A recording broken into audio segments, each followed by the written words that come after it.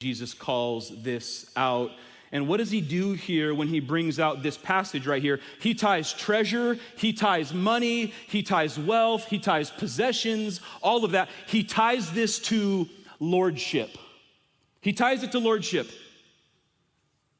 Meaning one or the other can have the ultimate say in your life. And why would Jesus do this? Because as we're about to see and unpack today, money is more than just financial, it's spiritual. Money is more than just financial, it's spiritual. And here's how Jesus does this. He personifies money using the word mammon. Jesus portrays mammon as a rival master to God.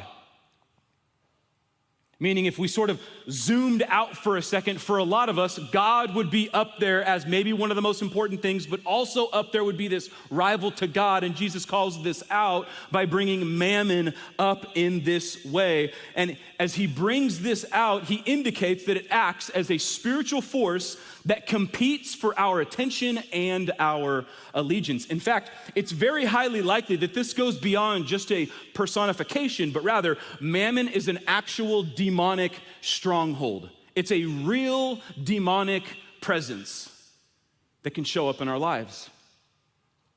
There's a poem called Paradise Lost written by a guy by the name of John Milton back in the 17th century, and he would personify mammon as a fallen spirit who even in heaven, check this out, admired the golden streets more than the divine and holy. This is a non-biblical text, but he understood the text.